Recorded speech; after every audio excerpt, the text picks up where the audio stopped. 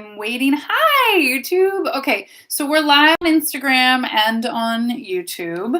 It is Monday. It's actually 11:01 a.m. Eastern Standard Time. So thus begins our magical Monday. Let's start calling these magical Mondays, shall we? I love that somebody already liked the video on YouTube. Oh, wait, who is it? Okay, so as you guys enter the room, say hi. It's Monday. Today is a big Monday for us. Hi! I know, right? Why haven't we thought about magical Mondays before? But today we have. Hi, you. I love that you liked it without me even doing anything yet. Hey, now. Okay, I have so many notes for today that I put my glasses on so I can read them, number one. Number two, we have a lot to do today because our new moon is at the end of the week. Do you love this top? Okay, you should love this top extra because I bought it at a vintage store yesterday. I am really trying to make a concerted effort at buying things that I love, things that are fun, that aren't brand new. Yeah, hi Lacey. Yeah, I'm totally wearing my new shirt today. I'm super in love with it. It's just like a good little, it's totally beaded as I hook it on my thing. Anyway, I feel like I got super lucky yesterday with the two little purchases I made, and I'm really excited. Funny thing about vintage clothes is that I used to be really into it in high school, and always thought it was the best place because you get to find, unique things and not everybody's wearing them. So I'm gonna revisit some of that. So there you go. So it's Magical Monday, and we have our new moon ritual today. So it's going to be a long video today. If you can sit through the whole thing, please do. It'll be an hour and a half today. If that's like, dude, I got life and things to do, that's okay. It'll be here on YouTube in perpetuity to come back to. On Instagram, we'll have an hour, and then it seems to be working that I'll just turn right around and turn it on again. So we'll kind of have a separation between the bits and the pieces. Okay. So hi, as you guys come in, say hi to each other. And new moon ritual, we'll do the breakdown, but two little bits of community housekeeping first. So many things. And I think, remember back when I said, there's going to be so many things that we're working on that I want to share with you, but it's not time to share them just yet. We get to share the first one, and I put it in the private Facebook group first last night. I always try to let the group get the goods in there early and get the scoop on things. But super basic. So the big thing that we get to share is that I'm going to do some small group coaching. It's been hinted at, asked for. There's been a lot of like, we could just use more hand holding and more support for certain things. Hi, you guys. It's not a new thing to me as someone who's been coaching, for 20 some years. It's been probably 5 years since I've offered it in this way. Last time we did it, it was also limited to 8. This small group coaching will be limited to 8. And last time people had to write, like an essay as to why they wanted to be a part of it. Y'all don't have to write an essay this time. But the small group coaching is officially live. How do I want to explain all of this? Emails will start going out tomorrow about it, so you guys can keep an eye on your email. In the private group, we've been talking about it, lightly posting, but we're getting down to it now. So the small group coaching is fairly interesting in a lot of ways because it's a small group. There's 8 spots. 1 is officially paid for and spoken for, so there are 7 spots remaining. This is more hand holding. This is more accountability. This is more time and individual details for you and your personal goals. Anyone who's interested in the small group coaching, magical mentoring, this is like magical mentoring grown up a bit, is getting things. It's interesting because you all don't have to do a ton of legwork. In the small group coaching, you all are going to get a monthly 5-card reading specific to the goals we chat about before we start. Towards the goal, like literally what to do this month towards your goal, even if it feels weird, even if it seems like it doesn't have anything to do with the goal or goals that you're setting. The small group coaching is going to run for 4 months. So you will have a 5-card reading every month. You will have either a phone call or a video call with me for 30 minutes. And you go, okay, so we're going to chat on the phone. Well, it's accountability. I'm going to check in with you. Did you do the things or any of the things from your 5-card reading? From that 5-card reading, you're getting a to-do list from me of mantras or affirmations to work, essential oils to work with, any sort of ritual aspect of it. But the literal to-dos also, like if you want to start a business, what's the first thing you need to do in order to get that rolling in this month? So you're going to have your 5-card reading with the to-do list of practical and magical tactics. Then you're going to get a 30-minute call or video call with me to follow up with, have you started these things? How far into the to-dos are you? How's it feeling? How's it going? Where are the, questions? Where's the conflict? Where's the resistance? Because the resistance is going to be where the magic and the work is. And then we're going to have a group call each month, but be clear, you don't have to be at the group call. And I know you're like, but I want to be at the group call. I get that, but it's going to be an additional lesson from me for that month of structure, right? And so even if you're not there, you're going to get the link to it afterwards. So you can still work the techniques. You can still send me questions afterwards that I will absolutely answer. And so the group that's going to be in the small group coaching and magical mentoring, it will start, and I'm putting it in quotations, the week of September 9th. And I put it in quotations because I don't want this week to be hesitating, for you all, because you're like, I'm busy that week. You can be as busy as you want to be that week. That's the week that I send you your tarot readings, and that I hope by that Sunday that you all have listened to the tarot reading and taken some notes, but you don't have to either, because I'm going to send you the to-do list with it. So we won't get into meeting, or scheduling our phone calls until the 3rd week of September, right? And then I'm going to try to make that group call in the last week so we can all do our best to show up together. So I know this, I hope it doesn't sound confusing. I'm so excited about it. That this will happen for 4 months in a row. So if you have specific goals that you are like, no, I'm ready. I've been working on them, but I want to push them over the top, and I want to achieve them like by the end of December and be totally clean slate, bolstered, ready for 2020. This is something to be looking at. The other piece of it is that this 4 months, right? I am going to run it again. And I'm already getting inquiries of like, people are like, this 4 months is not good for me. Can I do it when you do it again? Are you going to start it in January? Yeah, I will. Okay. It really is the most magical. Vanessa, thank you for saying that, because this has been a culmination of a couple people being like, please do this. So I had to clear some things off my schedule in order to do it, right? And it's going to take its own magical shape, because this is not the first time I've done small group coaching, but the first in this setup, right? At this way, with the readings and the to-do, like all of it in one place. And the reality of the magical mentoring 30-minute sessions is they're working for people. That's for sure, but I'm not going to be offering them anymore. All of those spots are taken. And it doesn't allow us enough time to go in depth for some things. So if you either have very specific goals you are wanting to achieve and complete and get them checked off, or at least in the rolling motion, right? Because everything's ever evolving. By December 31st of 2019, this is the thing to look into. If you are also feeling emotionally, energetically, personally on the precipice of transformation. And I'm saying this because of the private readings that I do for all of you, is that there are some of you that are like, I'm ready. I know I'm ready.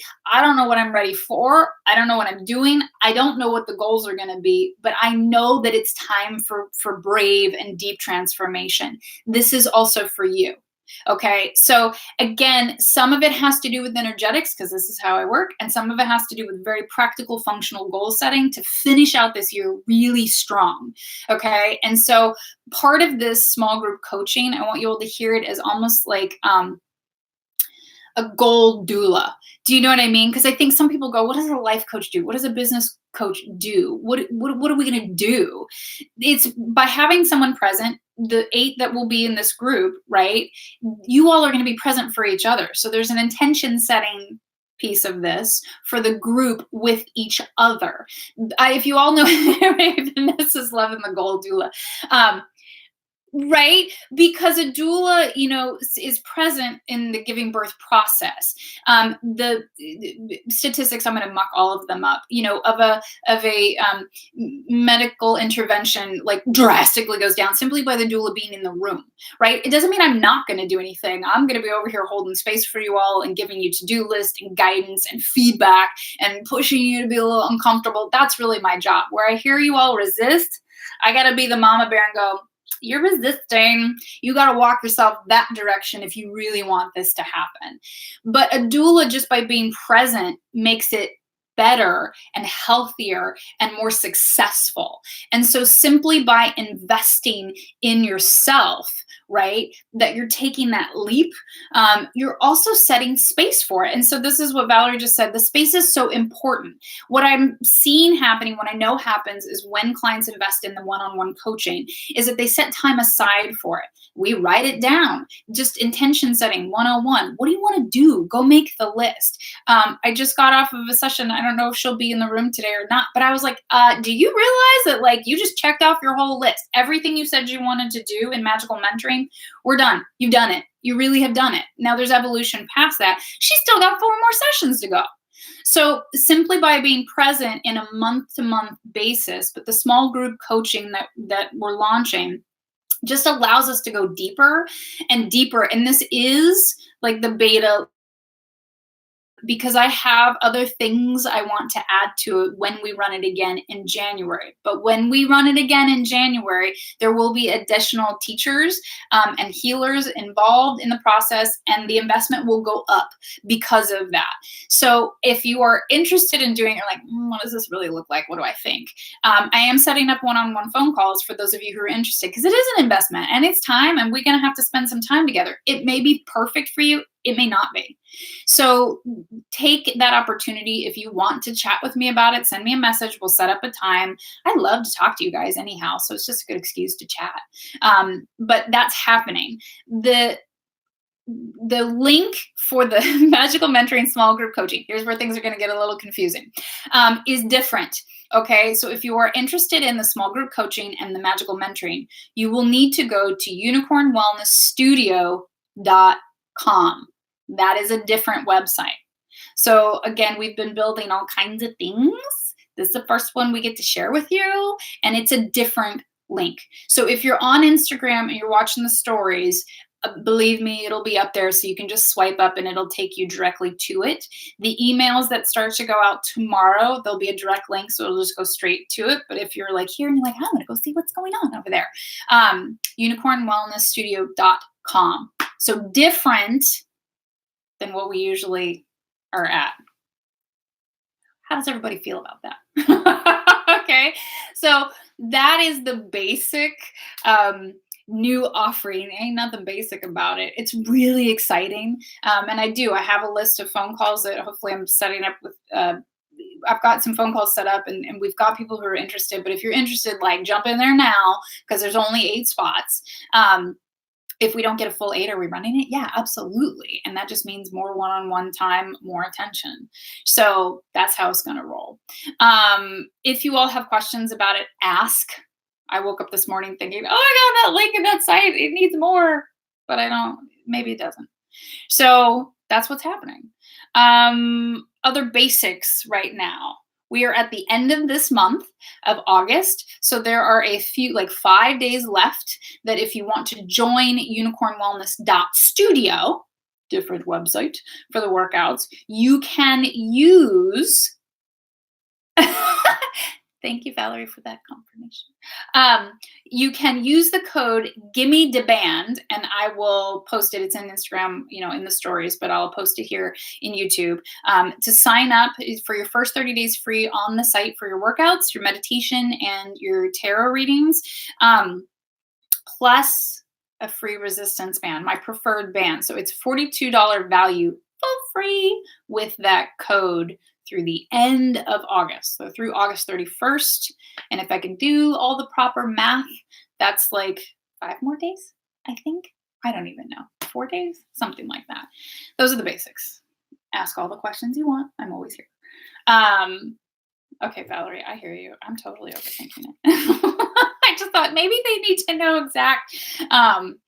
But I'm really excited about the small group coaching. I just can't say it enough. And those of you who've reached out about it, I'm like, yes, way to advocate for yourself, way to step into your power. Like, yes, let's do this. Okay. So this week, what's happening this week? So many things. It's a new moon on Friday. I have so many notes, you guys, and I do this every time, and then I write them so tiny, and I go, I can't really read them. Well, I know what we're doing here. Okay, so this week is our new moon energy. The new moon happens on Friday morning here in the Northern Hemisphere. Knowing that means that the sun and the moon snuggle. It's my favorite to do this, right? Side by side, and there is no light reflected from the sun. Okay, so this is about lunar qualities. This is about feminine energy. This is about rest, restoration, self-care, receiving, meditation.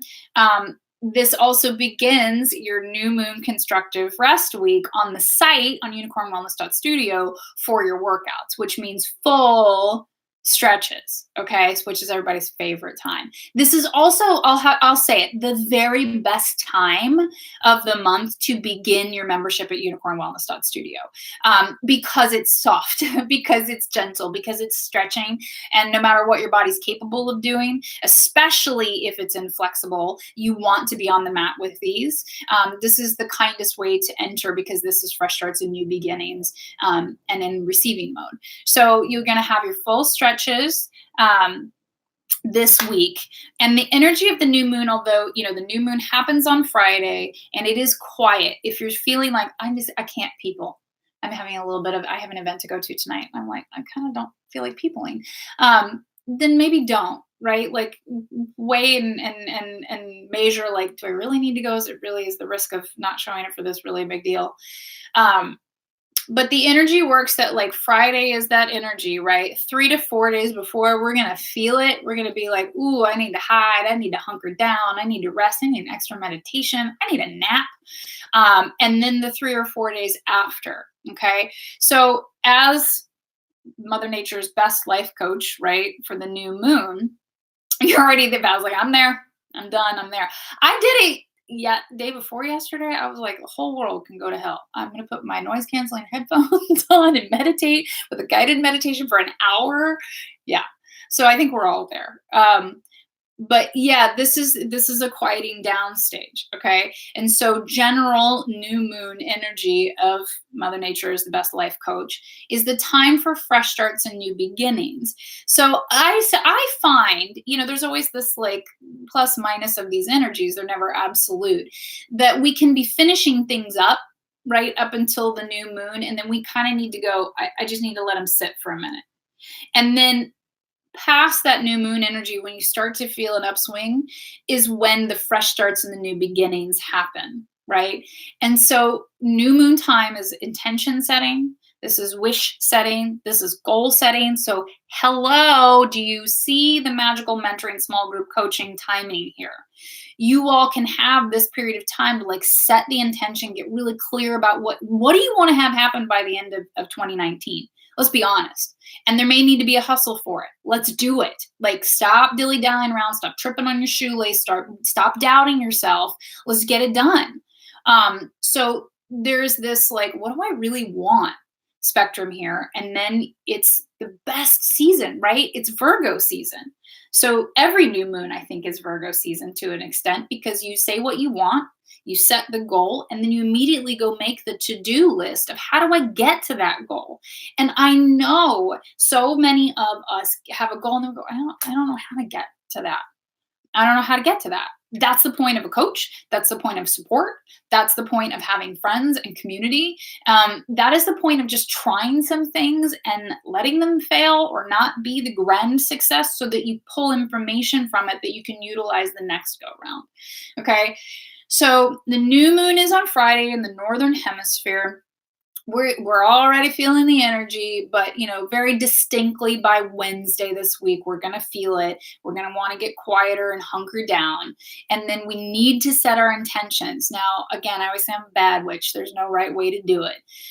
Is it most powerful if you set your intention and have your ritual and your meditation on Friday on that new moon? Sure, yes. But if life is busy and you got things to do, or you don't feel like it, because sometimes I don't feel like it right at that lunation because it's so powerful. I'm a little like, then somewhere between Wednesday to next Wednesday, set your goals. Okay. This is another call upon of goal setting time. Virgo season. We're in this, we run with multiple calendars, right? As unicorns, we know that the Gregorian calendar that we follow is not the true calendar, right? We were put in boxes. However, it is something that we have all lived by and lived with and are in attunement to. So it's important to value that. Now, the call out this year to 2020 is not because it's New Year's in the Gregorian calendar. It's because astrologically, there are some major things we have been building up to since 2018.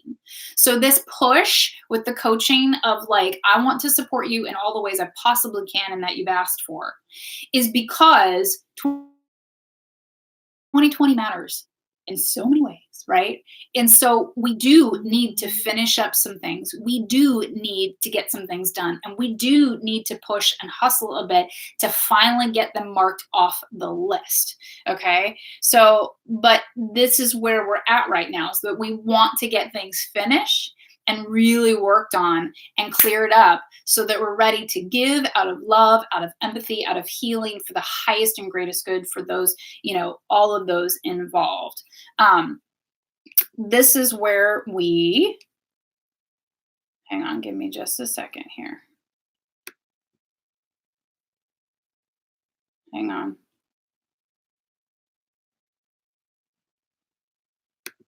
Hold, please.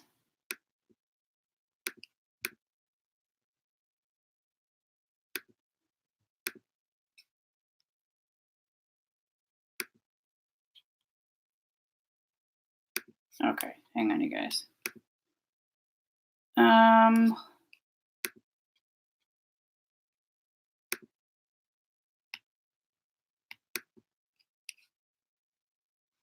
Okay. That's okay. I think I handled all the blocks. There you go. Sorry, that was like quiet time as I was trying to handle it. I got you. Brain can only do so many things at the same time, right? So this is a beautiful time, and this is a beautiful new moon, right? And so the new moon, oh, totally. All of their confusion and their sadness that they've got to be right, and that means somebody else is wrong. Like, so sorry. Everybody gets to have their beliefs, right? That this new moon sits in Virgo. So we're in Virgo season, okay? And the attributes of Virgo. Now, I try to really check myself when it comes to Virgo because I feel that sometimes it gets the negative connotations over the positive connotations. But I want to be clear that we always address both for every sign and every bit of energetics, right? That every sign of the zodiac carries its balance and its exaltation and its imbalance and its challenges. Okay. So we're in Virgo season. I love Virgo season. I love that back to school is during Virgo season, right? Virgo is the list maker. They are the task master. They are the best personal assistant on the planet. They are how you get to goals because they just set, they go, what are we doing here? What do we need to have happen? Okay, then here's the list. We need to pack lunches. We need to get, extra umbrellas. Everybody needs a hat and some sunscreen. Hey, we're going to the beach. Here we go, right? And so this is a beautiful time to set intentions, to set goals because the energy supports it. We're going to make the most beautiful lists this month, right? And then if we have the accountability and the support to check them off, we're just going to get stuff done. Getting things done is actually not as complicated as we make them. We just need a really good map and clarity, right? So Virgo energy is the list maker and the task master. master. They can also be, hi, Becky. They can also be the perfectionists. I mean, they really are. So there's benefit to that, right? Of being really good with details, of making something of quality, making sure that it's beautiful, that it's really supportive and useful and beautiful in the world. Okay. The opposite sides of Virgo to watch out for in this energy is that very critical, right? It can become the perfectionist of never, and nothing's ever good enough. And therefore, we either don't do anything because it can never be perfect. So why even try? No. Or, it gets so anxious and so worrywart that it induces and manifests negative reactions because of the stress. So Virgo's powerful, right? But needs to be tempered. Okay. And Virgo's an earth sign. So remember that in order to manifest, you have to be grounded. This is very grounded energy. So it's got a critical eye. It can be a little hypercritical. They can be a little stress worry warts to, focus on the wrong things too intensely. Where energy goes, focus flows, right? And it's like, what do you want? This is the point of having a coach, is to divert focus and attention. Sometimes we're just here to hold space and to reframe and to reword and to reflect for you. Because sometimes when you hear it in reflection, you're like, oh, that was really negative. That is not what I want. That's not what I meant. We're human and we all have our concerns, right? And we need to be honest and on the lookout that, to not be rolling towards the train wreck. But Virgo offers us the opportunity to really clarify, be critical in constructive ways, watch out for it capsizing into anxiety and stress that doesn't exist or that you actually manifest because you're putting so much energy towards it. The things that we don't realize about Virgo, right? I'm looking at the notes so that I want to make sure that I said these things correctly. One, we know that Virgos love organization. So it's the time to get things in order. Again, why I'm doing the magical mentoring and launching the first one now. So, clean out the kitchen cabinets, donate what's not being used, sell what's not being used, clean out your closets, like if you need to add things to your household, do it now. Be prepared for the months to come. Really get things in order. Your bank accounts, go look at them, go sift through them. Right? I totally cleaned out the kitchen. So like we have an apartment that we rent. This is not our furniture. It's a furnished apartment, but they've had a lot of their other stuff and we brought stuff out of storage. And I was like, can I pack up a box and send it back to you guys? Because I don't have any place to put my own things. She was like, yeah, great. So I packed up this giant box this weekend. It felt so good. So now it's the time to do this, right? The energy supports it. And that's the whole point of following astrology, is to go, what does the energy support right now? How can I use it to my highest and greatest good? We can get some things done with this energy. We just yeah, totally. There's a lot of nesting going on with the unicorns. There's a lot of babies who just made their entrance into this universe, and another handful of them are members too that are on their way. So there's a lot of nesting going on. But I also want you to think of it as nesting for the person you really want to be in this lifetime, nesting for the highest expression of yourself. So I keep going back to the small group coaching because that's what it's for, right? Sometimes you just need a little extra support because you're ready to evolve into the person you're supposed to be, but you kind of have been wandering around the path and not really knocking them off the list right now, right? I want to see you guys knock stuff off the list and be so proud and so empowered and so surprised at how mellow it was to get some big things done. Okay, so Virgo tackles the big things by breaking it down into a damn to-do list. That's it. You want to get from here to here, you're going to have to do these things. Some of them take longer than others. Some of them require more support, more connections, but we can still do them and we can plan for them. So this Virgo moon, Virgo gets, talked about as the virgin, okay? And in Western culture, we all have this notion of virgin being chaste and not having sex. Okay, has nothing to do with it. I mean, this is about the reclamation of real definitions and words and how words have been used and misused in a patriarchal culture. So virgin means whole unto oneself. It actually means independent. It means I can do whatever I want to with my body and myself and my goals and my life. End story. So when we harness Virgo season, although we can get into this, like Virgo can be very conservative and very picky and very stressed, they also, have you ever tried to argue with Virgo? Like, they're stubborn as shit and they're smart. So like, we don't want to take on the stubborn part too much, but the intellect and the critical eye and the critical thinking is powerful in a lifetime. And they also really tend to have a sense of who they are, like it or not. Like, you may not like it that they're a little so buttoned up and feel like there's an exact way to do things, but you know what? They're happy, fine. So Virgo, you need to hear Virgo season as much more empowering, is the way to get to the goals of stepping into your whole self. Who do you really want to be in this lifetime? Fake it till you make it. Start acting as if you are the highest expression of your soul in this lifetime. How do you want people to talk about you? What do you want your obituary to say? When you leave a room, what are they saying about you?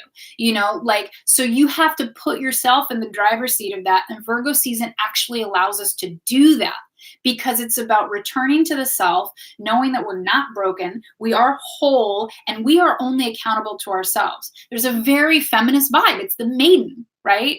So it's like, you can't tell me. It's my body, my choices, my life, my goals, my choices. So again, the magical mentoring small group coaching is coming into play because I want you supported.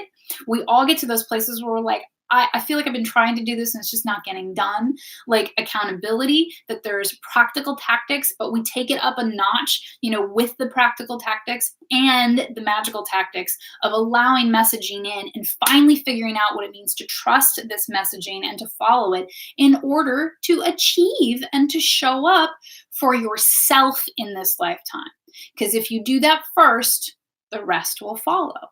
Okay. So Virgo is one of those that can get like, we all make fun of all the signs in one way or another. And they're like totally in their button up with their sweater vest and their pocket protector and their schedule, right?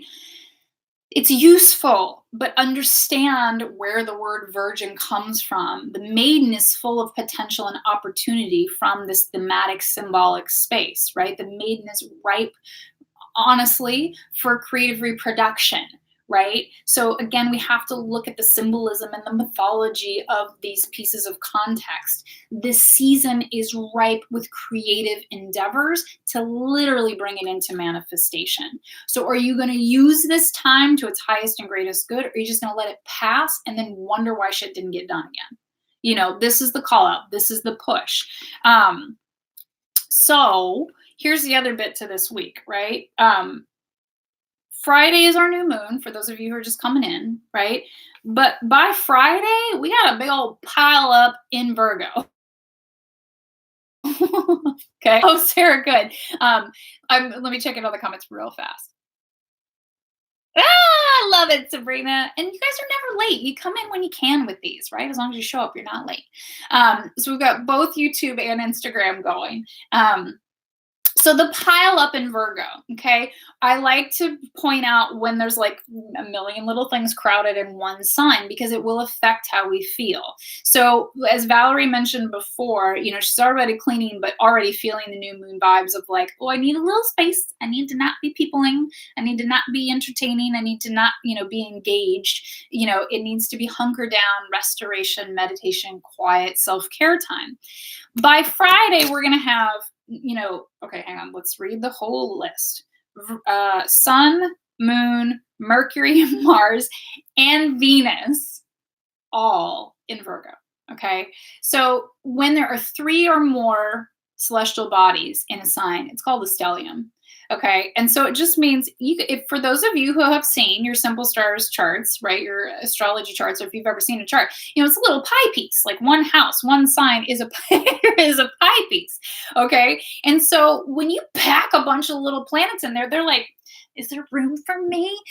So there's going to be some conflict and some uncomfortable feelings with this new moon, because it's asking us for a fresh start and a new beginning. But what it's really asking us and pushing us for is like a couple of things. It's saying, are you going to get it done this time? Or are we just going to fight and bicker and like, and not do anything? Are we going to be the perfectionist that never starts because it'll never be perfect and we just don't think we can do it, so we're not even going to try it? Dude, that's what's happening with our planet in a lot of ways. It's not going to go well for us. So this is the time to try, okay? But with all this pile up in there too, and it's like everybody's fighting for space, right? So Venus, goddess of beauty, she likes to have space. She likes to be looked at.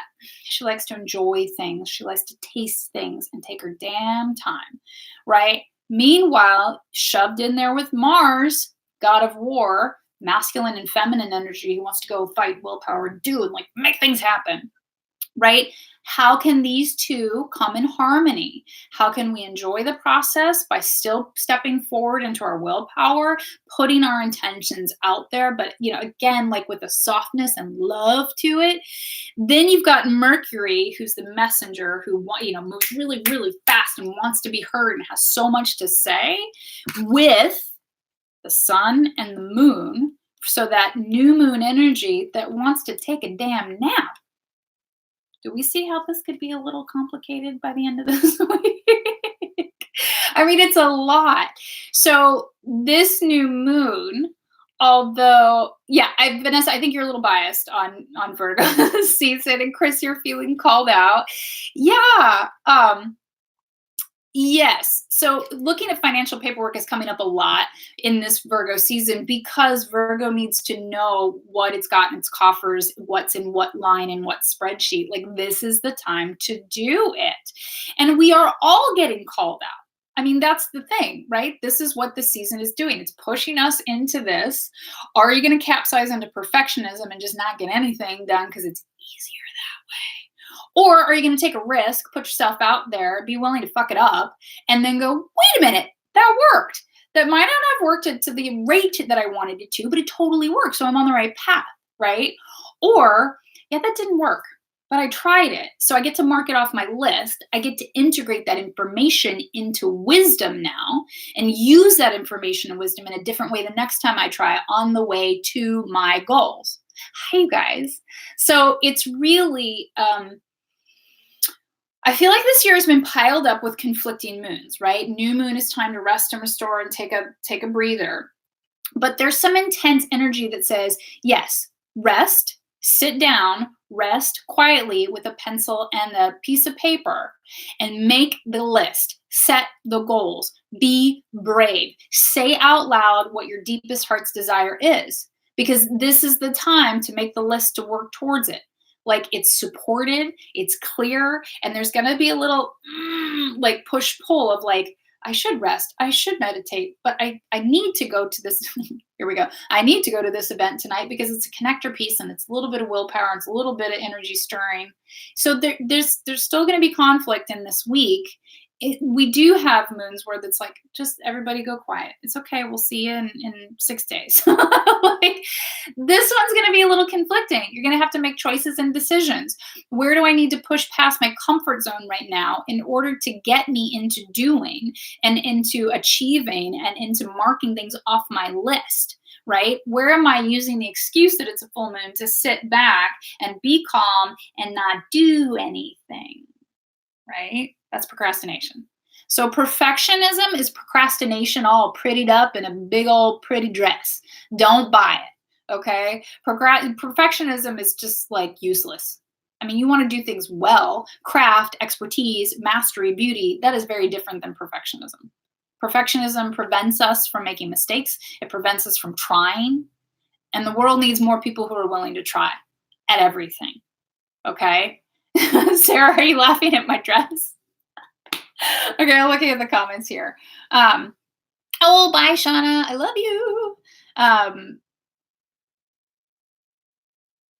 Yeah, not finishing projects. So again, this season calls you out. And so we have to also, yes, we are all self responsible, right? We're responsible for ourselves. It's only us who can get things done. We are the holders of truth. We know the truth. We know the right answers on the inside. We do. Except we don't always know everything. And sometimes we need to ask for help. And sometimes we need to invest in help for ourselves. And sometimes we need to go outside of the box and try something totally different that we've never tried before in order to do something different, right? So insanity, the definition of it is doing the same thing over and over and expecting a different result. That's insane. So if you want a different result, I mean, this is personal training 101. If you want a different result, you got to do something different to get a different outcome, right? So much energy in this Virgo new moon at the end of this week. Okay.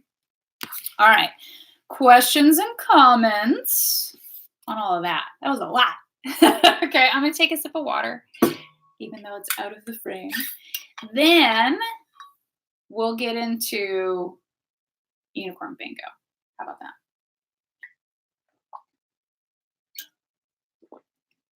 We kind of cruised past last week and the energy last week.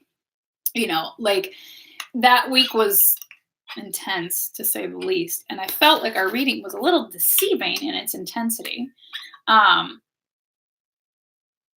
Yeah, but no, Becky, you were like, oh, I'm just going to do it because she said it. Becky totally is our first in the small group training. Becky's been doing the magical mentoring, the 30-minute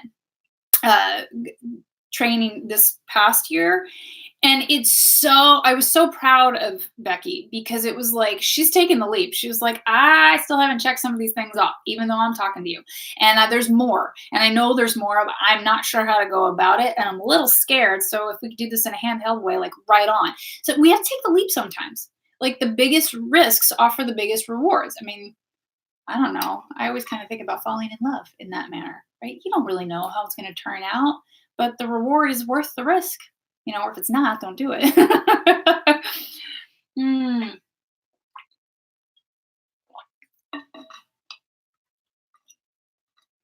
Wait, Sabrina, I'm trying to read. What are the best ways from wanting to do things you know you should, things in your greatest good, and just doing it sometimes feels like a big leap? It's always a big leap.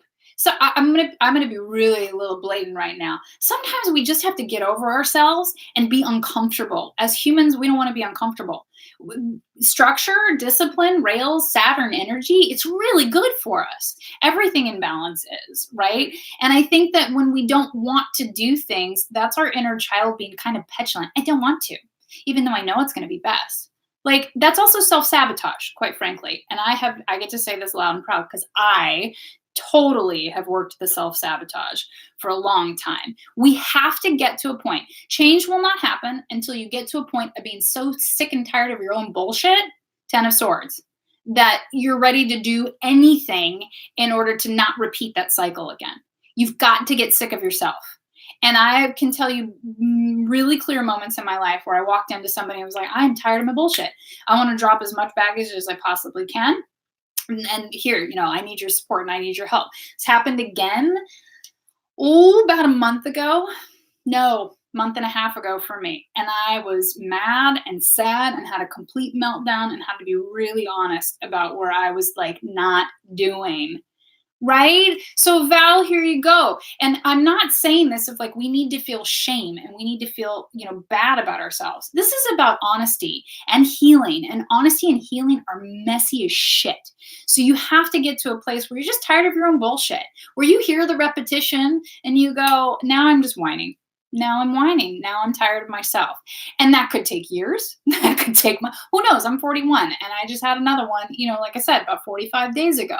But man, that meltdown and that breakdown, I have accomplished some things in 45 days because I'm sick of it. I'm done with it. I'm super done with it. Right? So part of it is being ready. Part of it is being honest. I think the biggest piece is being honest with yourself. Or what you say you want isn't really what you want because you're not willing to do the change that you know is necessary. Did that follow a linear pattern at all? That you're asking about, what are the best ways from wanting to do things that you know are in your highest and greatest interest. Just because something's in your interest doesn't mean you should do it. It doesn't mean you want to. You have to be clear about your goals. So this is the goal setting work, right? This is where the coaching aspect from all of the sessions I've taught in the last 6, almost 7 years now, your why has to pull you through. You have to be deeply emotionally connected to the why of what you say you want. Because we can say we want things. I want to earn more money. I want to be healthier. Were those things you really want? Or are those things that society says you'd be a better person if you did those things? Drastically different. If you really want the thing that you say, change happens because you get to a place where you're sick of your own bullshit and not achieving. 2, you are literally willing to do anything to get to the goal. And I don't mean like inappropriate, harmful things. Like, you have to be willing to be wrong. So this is where, when you hire a coach, and I get to say this again, I have been coaching people one-on-one for over 20 years. I know when they're not going to get to their goal. I know it in the first 10 minutes. I can name it. And if you wanted me to put money on it, I would, because they're resistant. So even if we get into the tarot readings, right, and I send you all a reading, and then I send you the to-do list of what to do in this next month towards your highest and greatest goal, and the reply back is, that just didn't, there's resistance, right? Then it becomes the analytical of, I looked up these cards, and sometimes they mean this, and it could mean that, and what if it means this? And, I've tried doing that before, and, it didn't, If you can follow directions, right, and you're willing to trust, you'll get to the goal. But if there's resistance, like if you're, I'm stumbling over words today, because in 20 years of coaching, people will come and they will spend money. And yeah, in the past, I would really let people just spend money and then know they're not going to get to their goal because they don't listen, number 1. Number 2, their heart's not in it. They just don't really care that much. People are very attached to trying and to spending dollars and then pointing the finger at that person, this person didn't get me to what I needed. Well, actually, you didn't get to what you needed. You were not emotionally connected to it. You were unwilling to change your habits. You're not willing to do what is needed to do in order to get to the goal. Goals are not that complicated. Achieving actually isn't that complicated. The level to which we achieve, there's some luck and some, fate involved with that. But where the American work ethic is like, if you put effort towards something, you're going to get something out of it. You really will.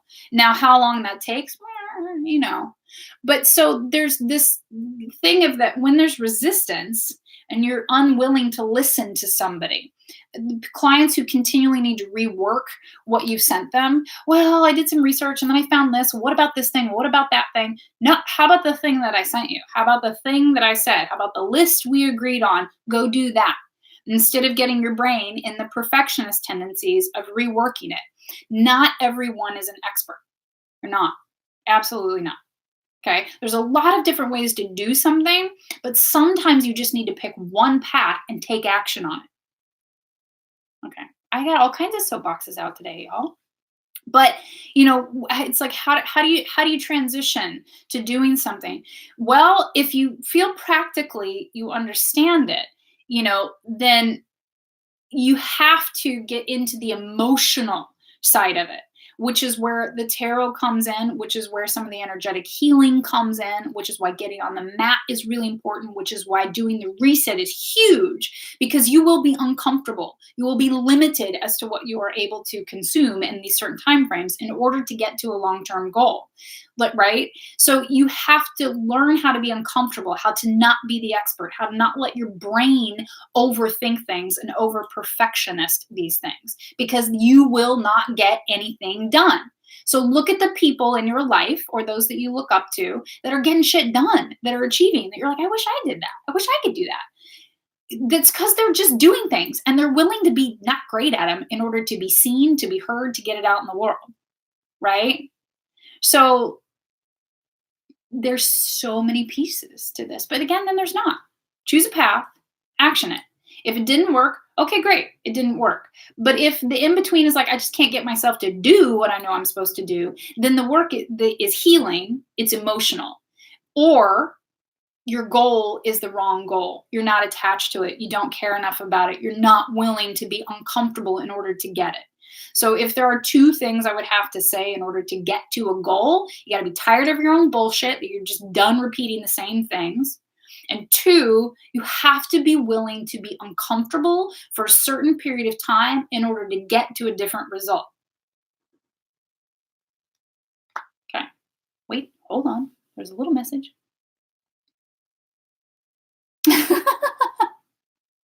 Okay. Well, this is it. Like, Sabrina, I don't know why that was like holding for, like, I had to approve that one. I don't know why. This is where it comes in for coaching, right? Sometimes you do need the tough mama bear to go, you are spiraling in your own bullshit right now. Like, it all sounds good, but you're not really doing anything. That is my forte. Believe me, my poor children and stepson and husband, like, I'm like, this isn't happening because you didn't do this. Didn't do it. I have called myself out many times and recently, and it was painful and uncomfortable and embarrassing. And then I went, well, shit, now I know what I need to do. And I'm really glad, you have to be willing for the breakdown in order to get to the breakthrough. And you got to be willing to be wrong. Really. I'm really not good at that. I didn't used to be. That's not true. I've gotten much better at it. And that's why things are transitioning and why things are going better. Because I'm like, I don't know. I need some help, you know. So again, this balance between humanity and divinity. We have to do the practical tasks, right? But if and when the practical tasks are not getting done, even if we know they will get us to our goal, then we have to look at the wounding, the emotional, the energetic blocks that do not allow us to either take action, well, or, I mean, that's really it, that don't allow us to take action, however that's coming to terms. And I'm telling you that Virgo is the most sneaky of this energy. And this is like the perfect example of the person who seems so put together and so organized and so efficient at work and then can't get a damn thing done at home, right? Like their laundry is not done, dishes everywhere, caked on food, refrigerator's empty. And you're like, but what? I don't understand. Because they know how to work in certain rails of expectation, but when they're left on their own, Virgo energy can be the great procrastinator because nothing will ever be perfect. And at work, they can achieve because it's not a heartfelt endeavor. There are rules to abide by and boxes to check off, and they go, I know how to do that. But then at home, if they haven't made their own goal setting and don't have the boxes to check off, then comes in that perfectionist tendency. And then there's this weird hiding and never getting anything done. I'm looking, hang on. Yeah. So this is this really lazy and Sabrina, and maybe even Val and Becky. I mean, this is why. Yeah, hey, everybody raise their hand, okay? So this is why, again, the small group coaching at this time, because I'm here to be the mama bear, to poke and to point out where the resistance and where the perfectionist or potentially the laziness is, right? I have had some people do it for me. And then it, like, the universe threw some my way and I was like, oh shit, So this is where what I'm good at can be in service of what you all want to be good at, right? But we do reach a point where if you're aware that this is where the stumbling block is, it is time for transformation. Because by the time you can call it out and you go, it's me. Yep. Uh-huh. Okay. Then you're only accountable to yourself, right? But nobody goes it completely alone. We all have help when we are finally achieving. We have support. Nobody does it for us. We have to learn how to ask for what we need. We have to learn how to ask for what we don't. I don't need that input right now, right? But there's also so much here at the core of worthiness, that worthiness wound. And then I'm going to bring it up again because these two go hand in hand. The mother wound is usually at the core of the worthiness wound. So, yeah, at least you're not alone. Nobody's alone. And I get to teach these things and I get to help now because I've gone through all of it too and still revisit it, right? Time to time. So it's not that I'm better and I know how to do this. No, God bless it. I just want to pay it forward. I'm so grateful for my meltdown and for the call outs and for the recognition. But again, like, Virgo energy is weird because they think they're so perfect and so smart that when people start to perhaps point out where they're not so great, they shut down and it's imbalance, right? I want to hear it. I know I'm right. Meanwhile, they're not right about everything. So the season's going to do this push, pull, push, pull, push, pull. And so, Becky, I'm going to say it again. I'm so proud of you for taking the leap and just like, nope, I'm in it. I'm doing the small group coaching. I'm going to pay for it. I'm in. That's a risk, right? That's a brave risk because you're also putting yourself out there and going, I don't know how to do this right now. I haven't done it yet. I need some deeper help. I need to put more time and attention on it. And if there's a pain point of investing money, then I'm going to suck every bit of, worth out of this course I can possibly suck out of it because I have put resources towards it. Whatever works, whatever works. It's kind of how my brain works. So there you go. Yeah, well, guess what I'm really great at helping to heal? The mother wound, because mine is bigger than, than the cosmos, right? So it often just comes down to that, our sense of worthiness. What do we feel like we're worth in the world? Okay, so again, there's a path to healing. There's a structure to it. And I want to handhold 8 of you through that September through December. And then if those timing doesn't work, hey, we're going to do it again, January, February, March, April, right? So I think let's move on to our the unicorn bingo. You guys okay with all that? Clearly there was a lot of soapboxing today, but it's an important energetic time. Okay, it's an important precipice for us. It really is. All right. And I just like when I feel these energetic precipices, I'm like, God, don't miss it. You don't have to miss it. Stop dying on the same hill, right? Like reach out, get some support. Let me help you. Let us help each other. Let's do this, right? We got big things in the world to solve. We can't even get to those if we can't solve our own shit in our own lives, right? But guess what? We can. So let's start tiny and add up to the mighty. Nice and clear. Okay. Let's see. I'm waiting because Instagram is going to click off. How about I go ahead and hit the close button on Instagram and restart it here in just a second. And then we'll have the right amount of time to do Unicorn Bingo and our weekly reading. How does that sound, you guys? So those of you on YouTube, just hang in there for a minute, okay? Instagram, I'm turning it off. I'm going to turn it right back on. Okay. Oh, all the things today, you guys. All of them. I like all the things. Hold, please. You guys are so good to me. Okay. And my finger's still right in front of you guys on YouTube. Sorry. Okay. Here we go. We're going to get a little more structured in this unicorn wellness new moon ritual. So unicorn bingo. If you have your simple stars chart from me, you will have a whole house sign astrological natal chart. Okay. I work from a whole house sign chart and we're going to do unicorn bingo, which means I'll go through each house of the zodiac, what those houses govern. Then that is typically the place you will be feeling and seeing this lunation, this new moon in Virgo on Friday show up thematically in your life. Okay. Hopefully all of that says it. I'm still looking at the comments over here and I'm like, Val and Sabrina and Chris and Lacey and Taryn, y'all just hop into the small group training. Like there's your group right there. Everybody raise their hand. That'd be a pretty magical, powerful group. Okay. So unicorn bingo.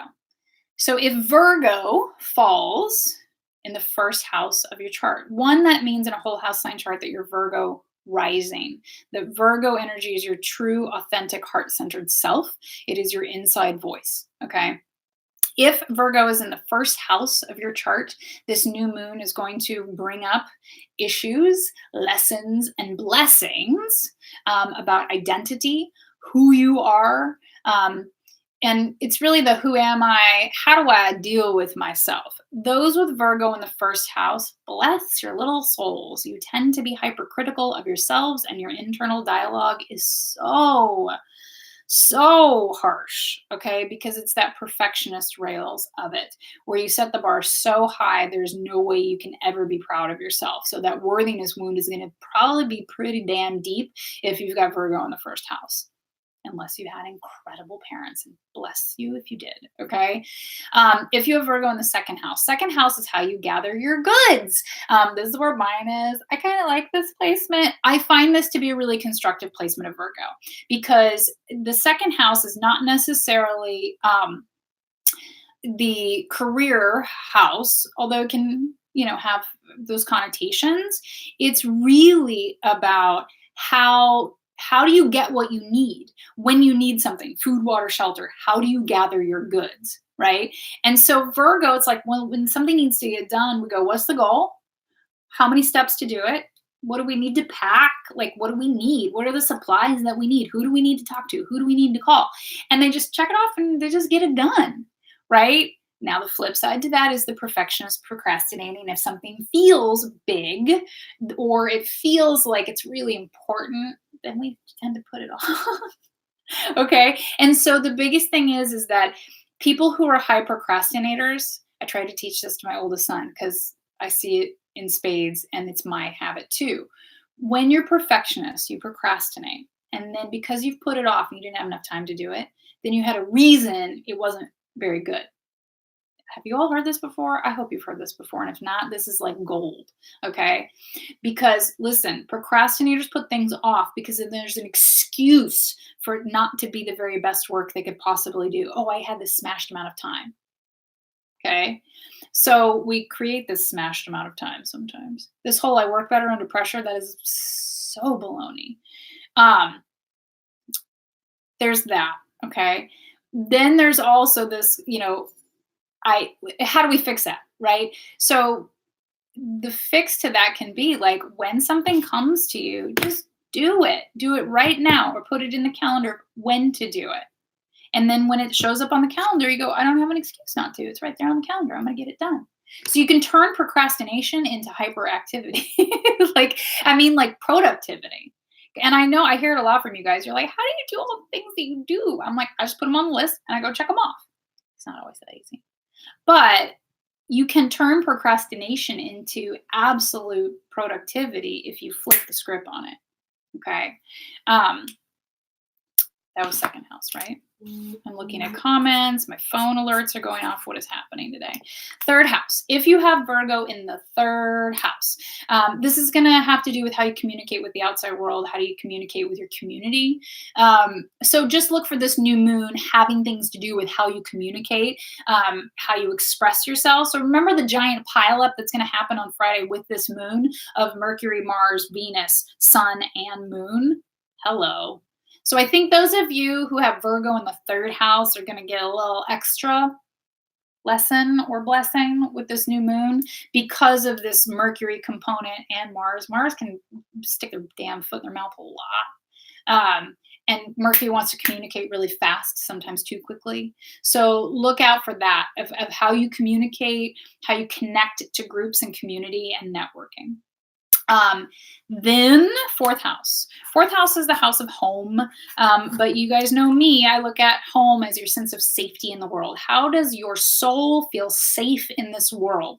If you have Virgo in the fourth house, I think this new moon could be really interesting and really sweet, meaning that you're going to have a fresh start and a new beginning as to your sense of safety in the world. And that for some of you who have really resisted consistency and lists and more structure, I think that if you can adopt these Virgo pieces, it's going to shift from procrastination into getting things done.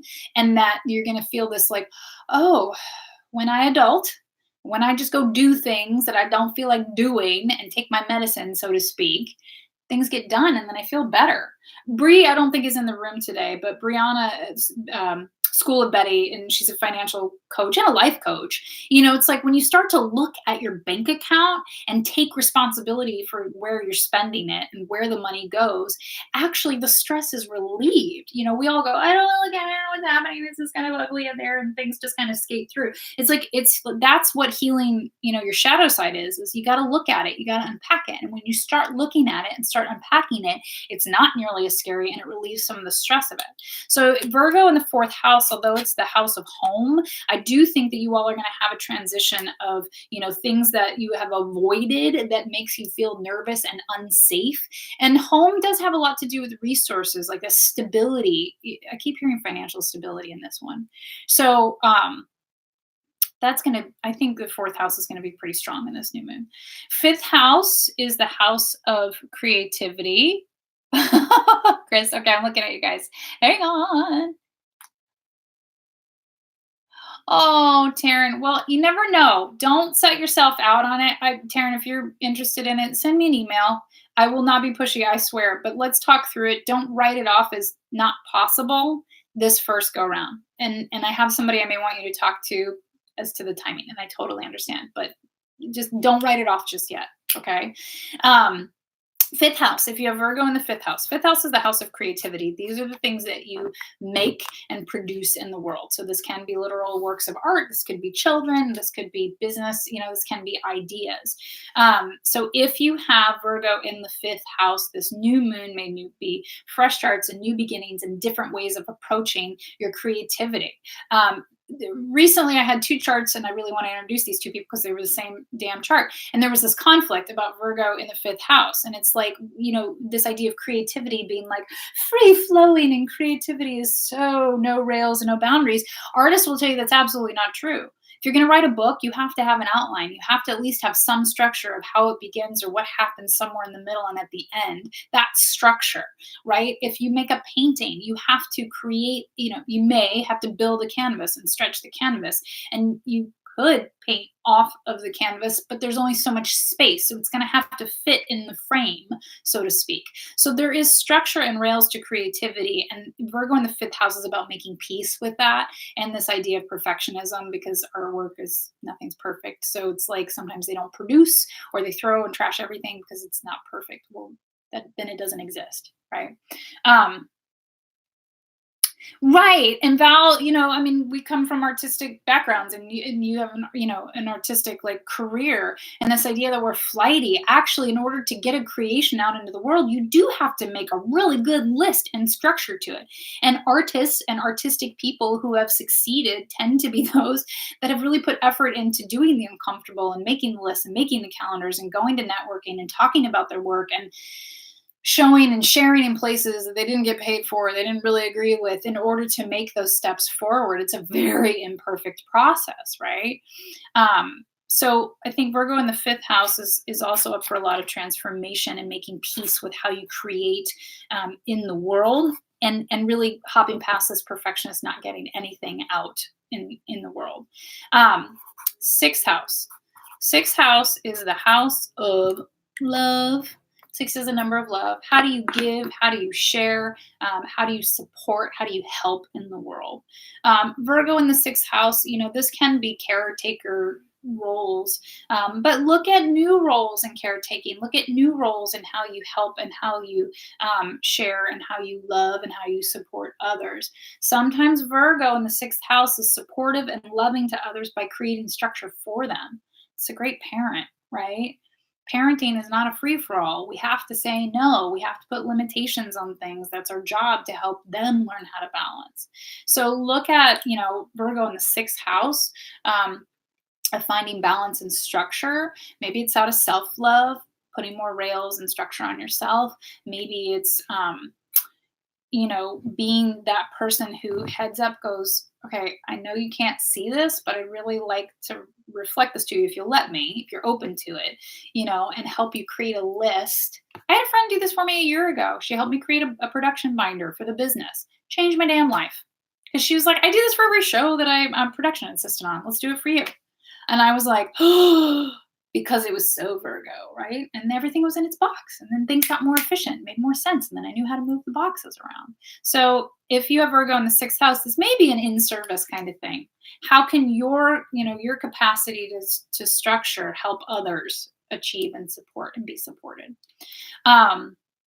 Seventh house. Seventh house is a house of communication.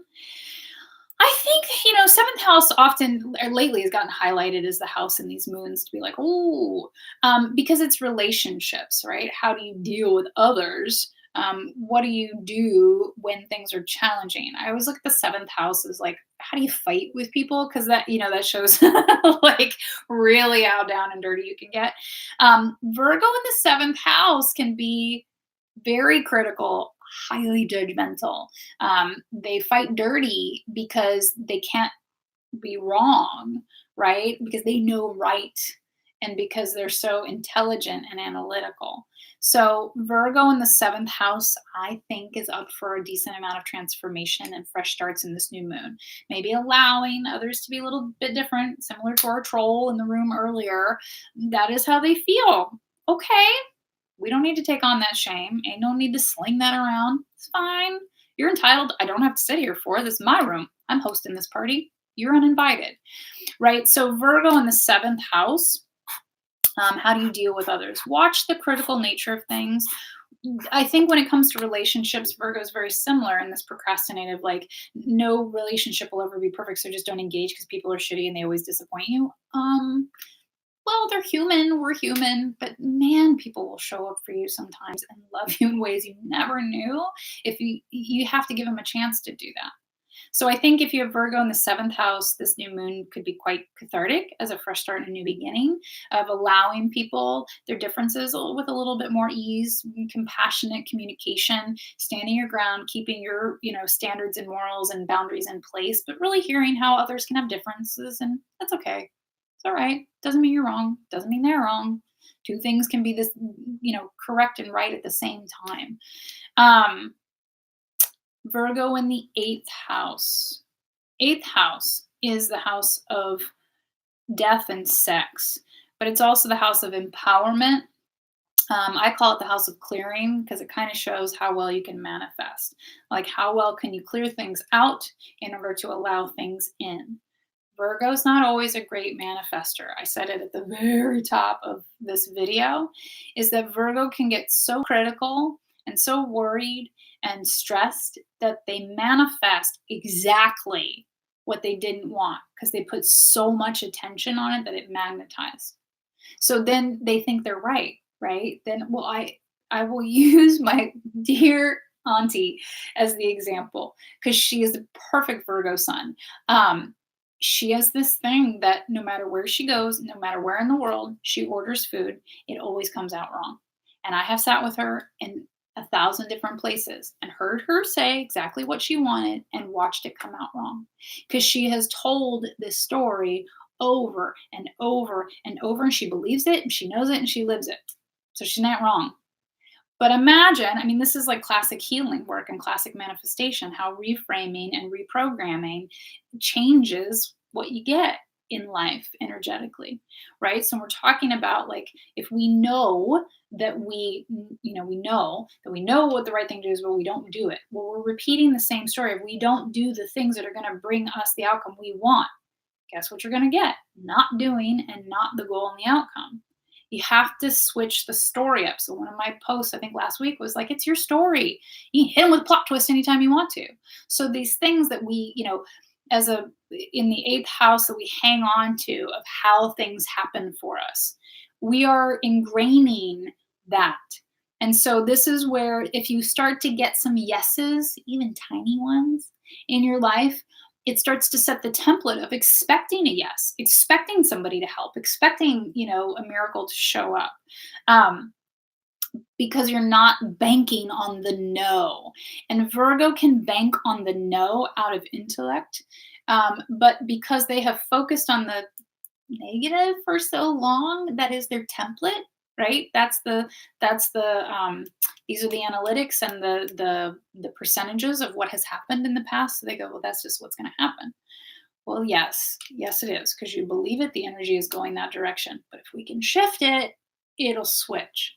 So I do believe that Virgo in the eighth house is can be difficult for manifestation. It runs the rails of being too grounded, too stuck in the mud, and that as a fresh start, new beginning, and a new moon, if you have Virgo in the eighth house, you could really transform by reprogramming your thoughts. It's like, is this just making lemonade? Yes and no. It is, but it's not. It's more than that. So reframing, really listening to your internal dialogue, listen to how you reflect it. Since I get so many emails from you all and it's in writing, man, I can see it, right? Like how you respond to things. And so again, the small group coaching is to help you all allow me time to reflect it and feed it back to you so you can see it and work with it for positive change. Um, ninth house. Ninth house is how you connect to yourself on the inside, and how you connect to yourself on the inside is how you connect to spirit. So Virgo is, I love Virgo in the ninth house because this is like the perfect UnicornWellness.Studio member. It's like, get on the mat, press play on the meditation, and listen to your tarot readings, your new and your full moon tarot readings. When you feel that the time is right, do the reset. Check, check, check, check, repeat. Check, check, check, check, repeat. So the way that Virgo connects to soul is by having the checklist of rituals that tend to self-care. This is just literally it. And because they're so rewarded by the check marks, to go, I got on my mat today. Check. I meditated today. Check. I was hydrated today. Check. That's a lot of empowerment, a lot of good feelings for a Virgo. So it's about having these rituals to repeat. 10th house. 10th house is a house of empowerment. This does lend a lot to career or legacy in the world, because not everybody has a career work that they're like trying to drive home, but we all have a legacy that we leave behind. So Virgo in the 10th house, I think anytime you're dealing with legacy, in career, this is an opportunity for change at a new moon, a slight shift, because it's a fresh start and a new beginning. So be willing to shift the perfectionist tendencies, be willing to shift the procrastinator tendencies, be willing to shift, I keep hearing literally what you're doing. There might be a career shift. So be on the lookout. Anybody in here with Virgo in the 10th house?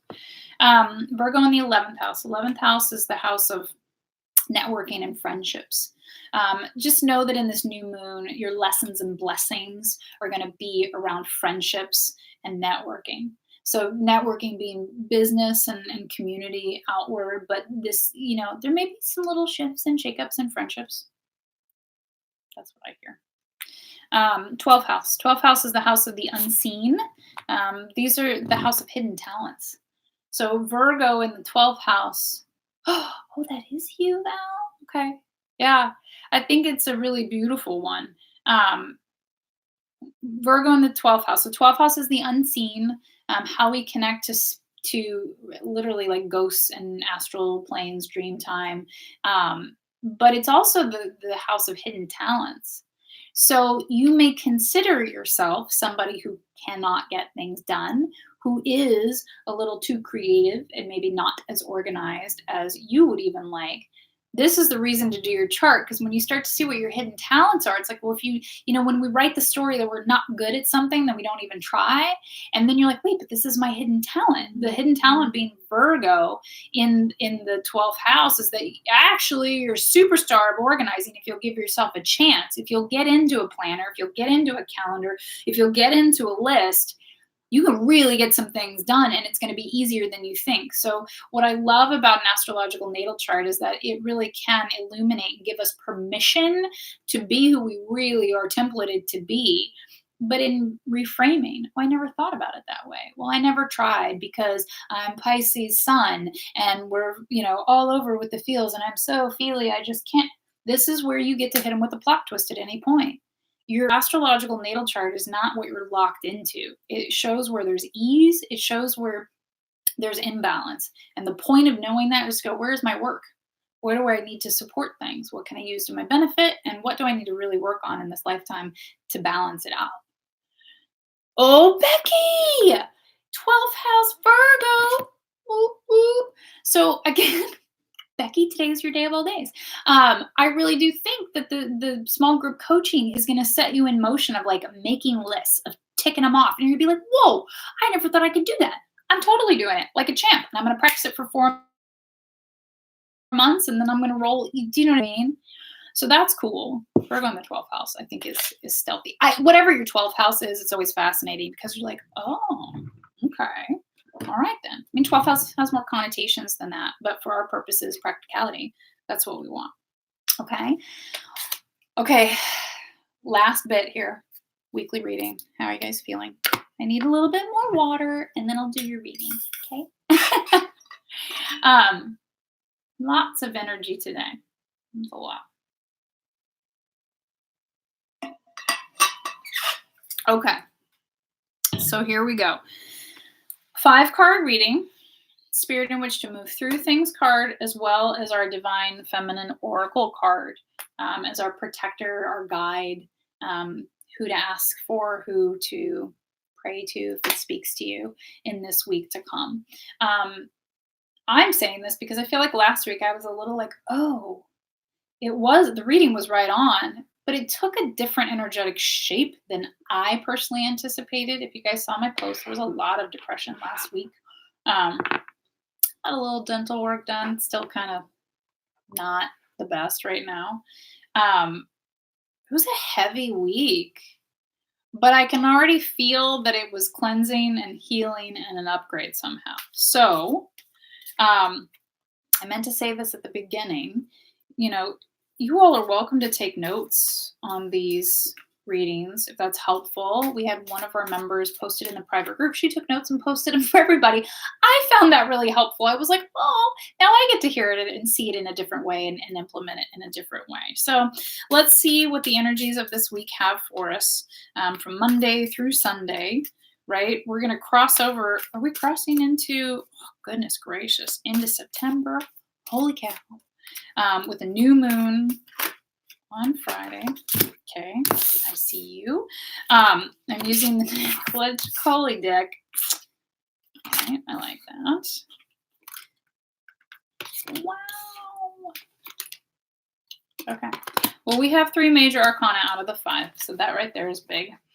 Spirit in which to move through things. I'm actually using the tiny and mighty Astrology Oracle deck. It's all of the signs and all of the planets.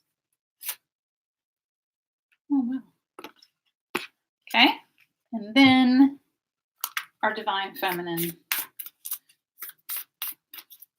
Ascended Master Goddess. Whoa. Okay. Playing big this week. Here we go. All right.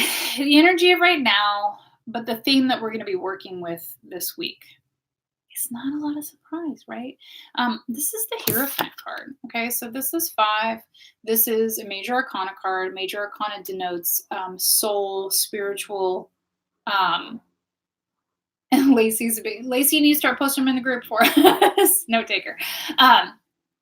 Okay, so the Hierophant is 5, right? So any of our major arcana cards have to do with spiritual soul level lessons. These are big lessons that help us burn karma. That means if we can learn them and get past them, we're released from that energy and we're not going to have to do these things again. This is a big week energetically. So the Hierophant says that this is about teachers. Okay, so in its classical reading, it says that stray away from religion and corporations and organizations that say there's only one way to do things. Again, hence our little troll in the room earlier. Unfortunately, right? You guys are wrong. This is evil. This is okay. So yeah, because anytime somebody gets to close to the truth and empowerment and joy and love, that energy starts swooping in to try to snuff it out. So So we're going to be dealing with themes of, religion, structures that can hold us down, and to go our own path, be in tune with our own heart-centered self, our spirituality, how we connect, how we feel, how we think, and integrate those things for our highest and greatest good. Cool part about the Hierophant card. So that's like the heavy history of the card, and it has to come into play in some scenario. The Hierophant also speaks to finding a teacher. The Hierophant is connected to Taurus. Okay, Taurus energy is about materialism, but sensualism, high quality, mastery, things that last a lifetime, and it's very connected to the physical body. So whenever the Hierophant card comes out, I giggle a little bit, and it always resonates with me as a teacher that teaches body work and movement on UnicornWellness.Studio, right? As a path of energetic healing and cleansing, as a path in order to expand our highest and greatest good in this lifetime. So there's a call for change here. So you're being looked at change spiritually and change physically, because 5 is the number of change. So how are you going to do it? What are you going to shed in order to start fresh and new in this new moon of what ties us down, what's useful, what's constructive, what evolves us versus holds us back out of fear? That's a yes. Okay. Then we move into next steps for our highest and greatest good this week. For those that are in the room, this card's going to hit a little heavy for a lot of different reasons, and this card has come up a lot in readings in the last few weeks. This is the Death card. Okay, so we know that the Death card doesn't mean literal death. It means change. It means the ending of old ways. If there are 2 cards in the whole deck that say, I am tired of my bullshit and I'm going to change because I'm sick of myself at this point, it's going to be the 10 of Swords and the Death card. Okay. And so this also has the connotation of winter, because this is the card of winter, right? That winter serves its purpose of killing off all the flora and fauna, everybody hunkering down and going in, of contemplating what's really, what they really want in the spring, what's really, going to come to fruition. It's an introspective time. So what's next for our highest and greatest good this week is killing off the bullshit, getting sick of our own junk, and being willing to get to a place of like, I don't want to do this anymore. This is my Achilles heel. This is the hill that I keep dying on. This pisses me off that I can't get past this. It's time. We can do this. I'm going to do this, right? And then it also calls to go in with introspection, journaling, meditation, just the notes from this tarot reading, listen to it again. What does it bring up? What does it make you think? Then it goes, I don't know what it makes me think. I'm still a little confused and lost. Go chat with a partner, chat with a friend, maybe book a session with me, maybe think about the small group coaching, right? Where are the places where things can be illuminated, can create an aha for you? But this is about going in. It's also got a call to shadow work, not gonna lie. There it was. Yep, we got another shadow work card in here too. We got to go to the places and spaces we don't really want to talk about, that we don't want to think about, that make us feel ashamed, lesser than, small, and we got to go there. That's where the healing happens. Okay. Big steps forward for our highest and greatest good. This is such a fun card in this deck. This is 7 of Pentacles. Okay. 7, we think lucky number 7, right? What is luck? Luck is when preparation meets timing. So Pentacles are the earth element. These are time. This is resources, time, money, and energy. And 7 of Pentacles says, keep making.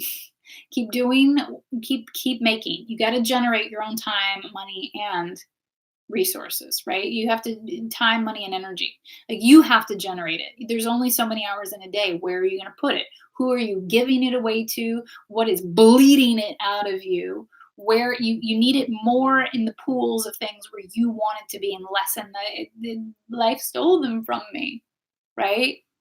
So this is 7 of Pentacles is a keep making, keep working on things card, because you're kind of making pavers and setting one forward and keep moving along. You're moving down the path, right? And it says that timing's not there yet, but you're in preparation mode, so keep going. The thing that I love about this card is because she's a big old spider, right? Spiders have this beautiful symbolism of making, their net. It's a life by design. They make their home, their whole world, anywhere they are, they just pull it out of their ass, right? And it's like a snowflake. It's unique unto themselves and it's totally theirs. And it's delicate, but really super strong, So Seven of Pentacles is a beautiful card. This is the biggest step for our highest and greatest good this week. I think one, for some of you, it's just to keep making. The timing's not right yet for like the big thing to happen, but you're on the right path. For others, whatever resonates with you, you need to sit down and go, what is the life that I want? What is my perfect life? Okay, there's no perfect because it's Virgo, right? But we have this idea of perfection. So what is that? And then this visualization of how can I get as close to that as possible. Okay, so Seven of Pentacles says, either keep making, keep doing, you're on the right path, you're in a productive space, the timing's not right yet, so just keep going. Or if you're like, I know I'm not in a productive space, this is a time to visualize and journal and be clear and put your order in with the universe. What do you really want? This is goal setting 101. Visualize it, dream about it, get silly about it, pretend that you have no restrictions in this at all, and look at what you really want if there are no restrictions, and then start to work your way towards that functionally. Bye, Becky. Assets to this situation.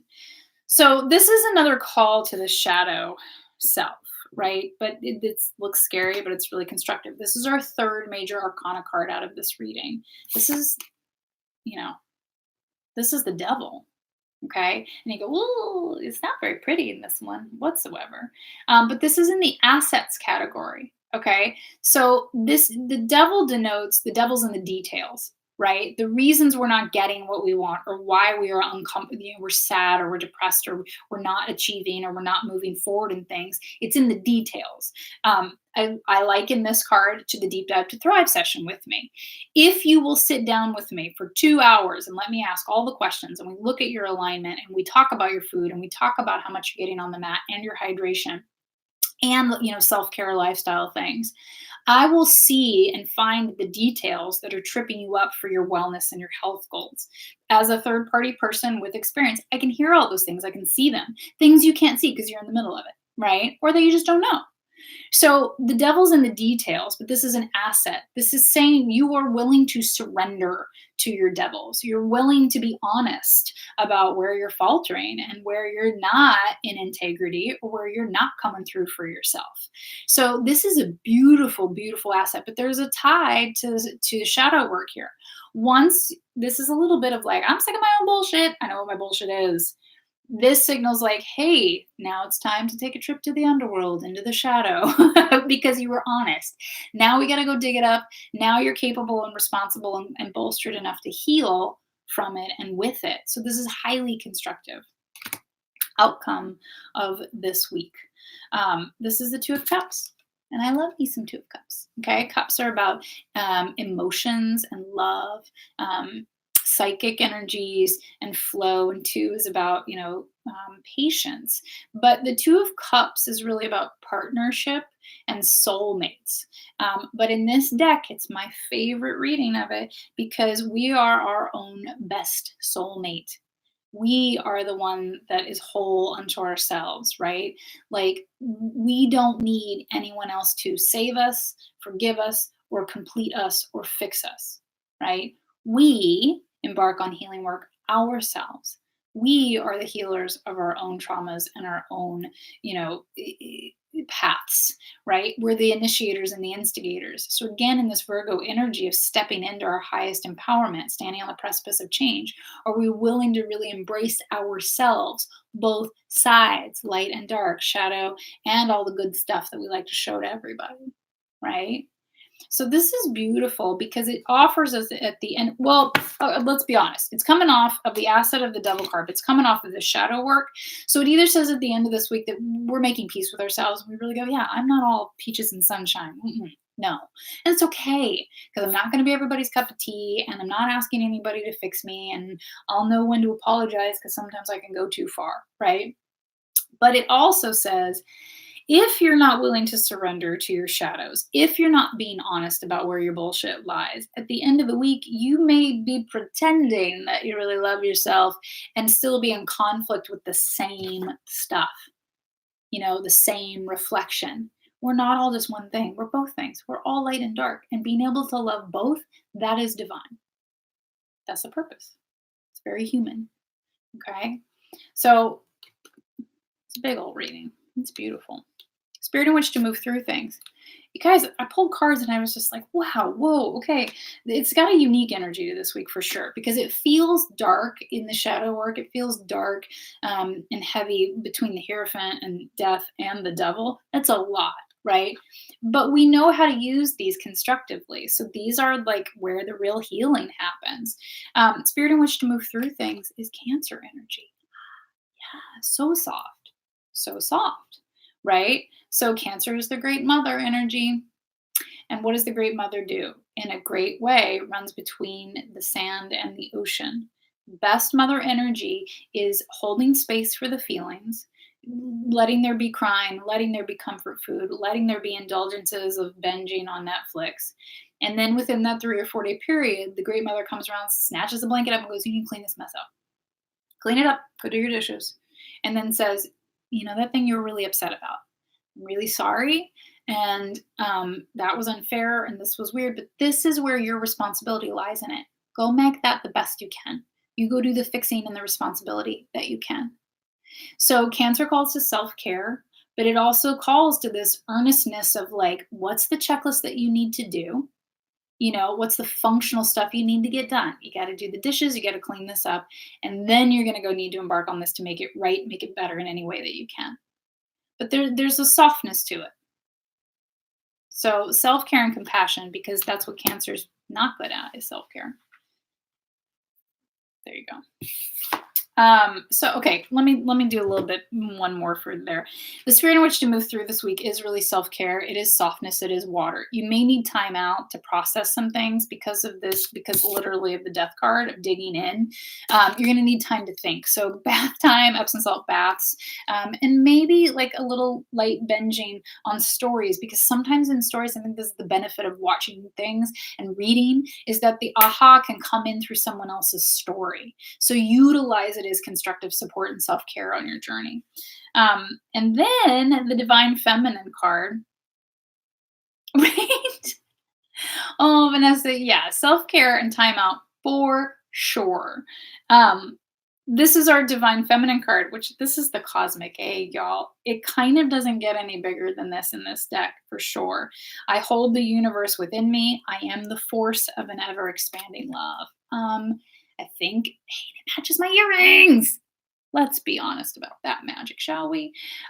Also, when we talked about Virgo at the top of this video, about what it really is, this concept of the virgin and being chaste and conservative in particular, that is not the Virgo. The Virgo is whole unto themselves. They make their own damn decisions. It's nobody's choice but mine, my body, my choice. It's very empowering and calls us to be very empowered in the highest and greatest good for our whole self, because we are the whole universe right here. Capacity to create. So let me read the booklet and then we're going to come to a close today. Thank you for staying with me for this extra bit of time today. There was a lot to talk about today. Where do they list the Cosmic Egg? Cosmic Egg. I'll sing to you. Is that okay? Probably not. The Cosmic Egg. Here we go. I've never pulled this out of this deck before. I think it's extra magical. Okay. The Cosmic Egg is the core symbol of the Divine Feminine's creative force. It is a spiritual motif found in the creation myths of countless cultures and civilizations. It represents a birth, a new beginning, or an expansion of life. Hello, new moon, new fresh starts and new beginnings.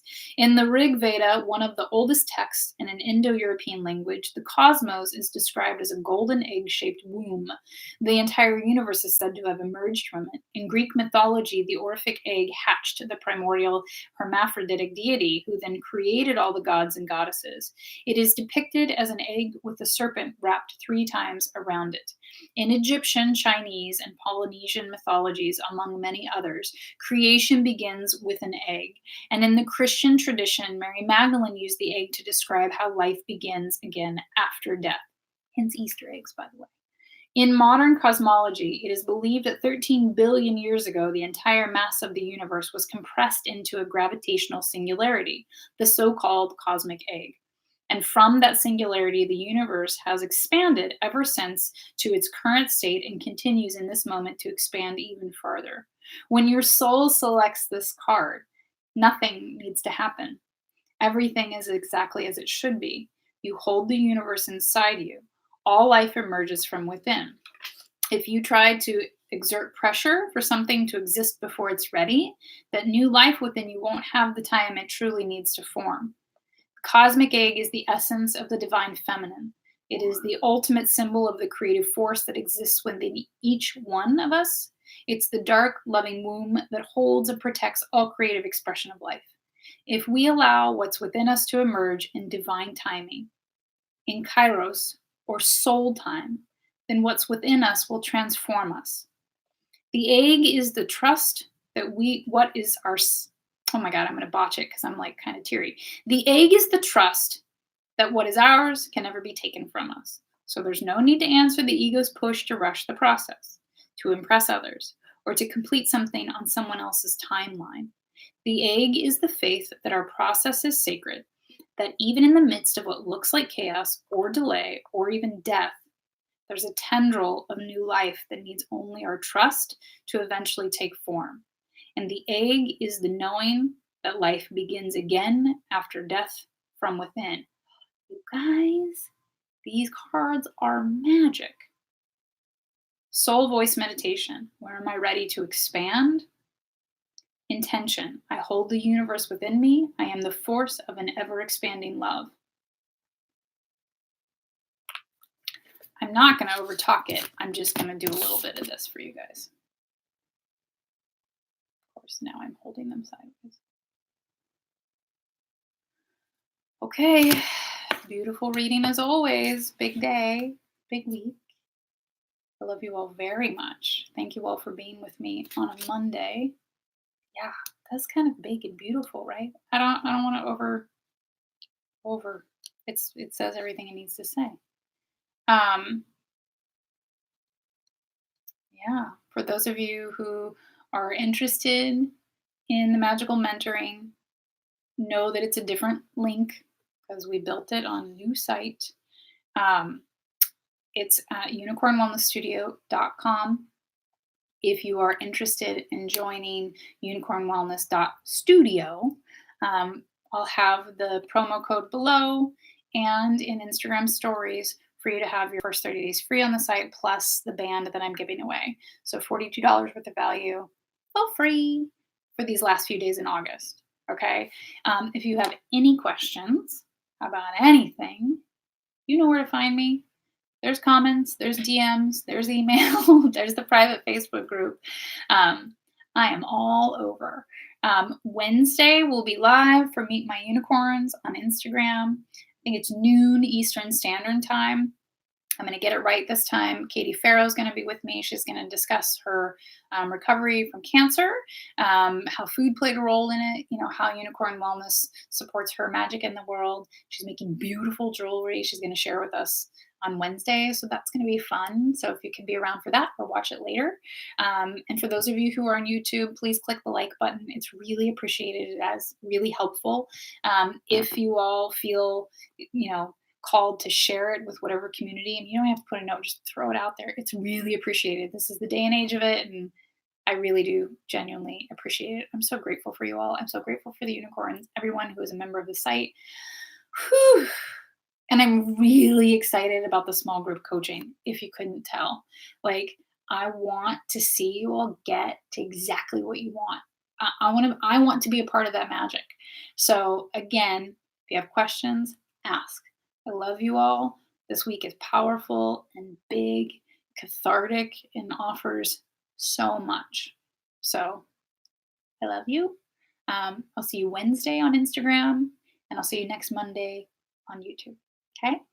Bye, you guys.